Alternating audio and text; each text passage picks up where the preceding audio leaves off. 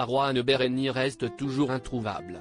Soupçonné d'avoir percuté une jeune femme et son chien devant une boîte de nuit de Mâcon, l'ex-acteur vedette de Plus belle la vie est activement recherché par les autorités. En pleine tourmente, sa compagne Marie-Lou Salvatori a fini par sortir de silence pour faire part de son désarroi ce mercredi 16 août 2023.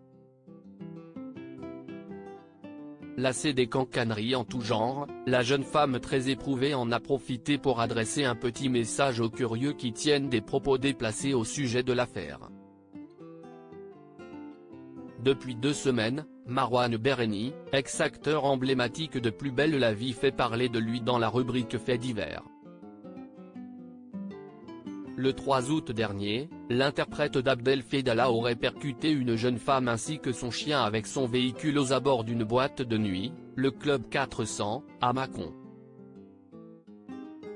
Après l'accident, le comédien aurait pris la fuite. À ce jour, Marouane Bereni est toujours activement recherché par la police et introuvable. La victime aurait selon nos confrères du journal de Saône-et-Loire une clavicule et plusieurs côtés cassés. Cette dernière aurait également été touchée au foie et aux poumons. Toujours selon leurs informations, les forces de l'ordre auraient rapidement mis la main sur le 4x4 Mercedes de Marouane Bereni. Dans les médias et sur la toile, un cliché du bolide a même fini par être dévoilé. La voiture était présente depuis le vendredi 4 août au lieu dit Le Vivier, à Fleury, Rhône, commune du Beaujolais limitrophe de la Saône-et-Loire, à proximité de Romanèche-Thorin, apprend-on. À l'avant du véhicule, la trace d'un choc important. De plus, les proches de Marouane Bereni n'auraient aucune nouvelle de lui. Ce mardi 15 août 2023, Marie-Lou Salvatori, sa compagne est pourtant sortie du silence. L'occasion pour elle de mettre fin à de multiples rumeurs.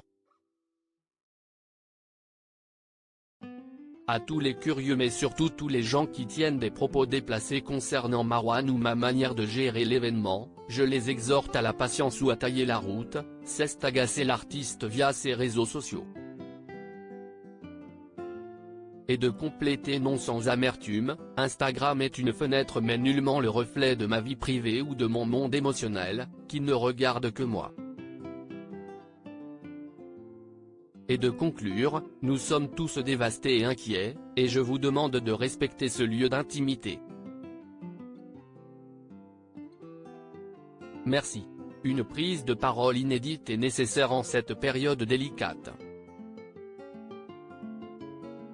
Pour rappel, les autorités qui se sont rendues au domicile de l'acolyte de Dounia Cohézin souhaitent uniquement l'interroger comme témoin. Pour le moment, aucune charge ne pèse contre lui à cette heure sans plus de preuves. En parallèle, le parquet de Mâcon a ouvert une enquête pour arrêter l'auteur de l'accident.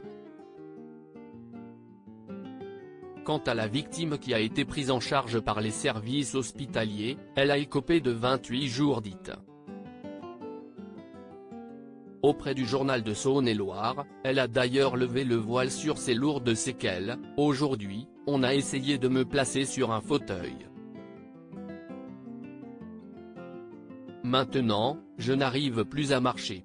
Ayant quelques souvenirs du choc, la femme fauchée les a également évoqués dans leur colonne. Le véhicule avait largement le temps de s'arrêter ou de passer. Je ne voulais pas passer par là, mon chien allait aboyer face aux gens présents devant la boîte de nuit. Une initiative qui lui a malheureusement coûté très cher.